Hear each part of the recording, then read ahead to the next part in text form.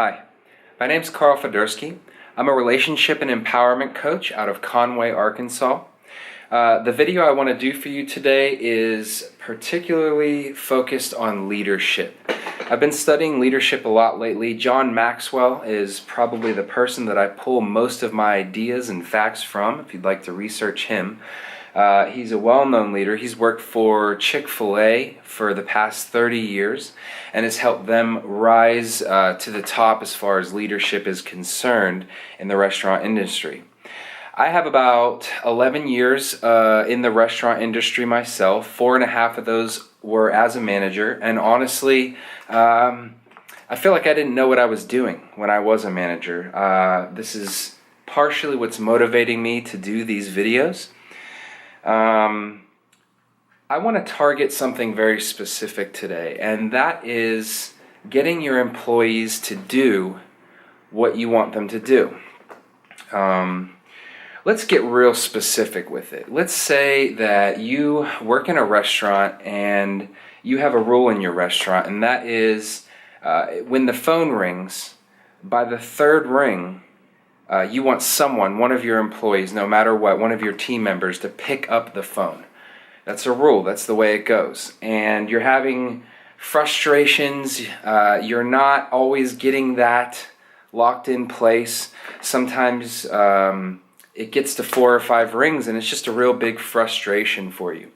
I'm going to give you a tip that will apply to a whole bunch of different situations, but I'm going to address it directly in this frame. Okay, so you want people to pick up the phone by the third ring no matter what. You want to know 100%. You don't have to second guess it. When you hear the phone ring once, twice, somebody's going to get it. It's going to happen.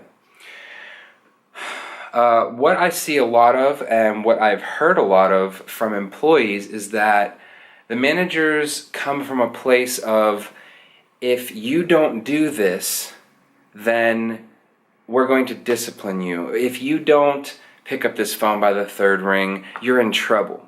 We're going to pull you in the office, we're going to talk to you, we're going to yell at you, we're going to do whatever it is. And this may not actually be the case. You might not actually be doing that.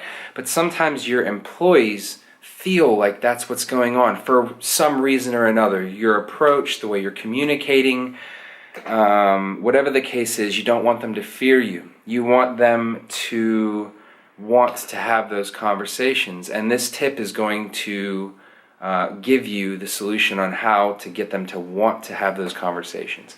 So when you sit down to talk to your employee, when you do call them in the office, there's a specific way I'd like you to try framing the situation.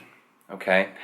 I would like you to pick up the phone by the third ring. And I want everybody to do this. So I hold this standard. It's part of the culture. It's the way that we do things here in our restaurant. And what I want to know is, what is standing in your way? What can I help you with? Is there something in particular that you're too tied up that you are unable to get to that phone?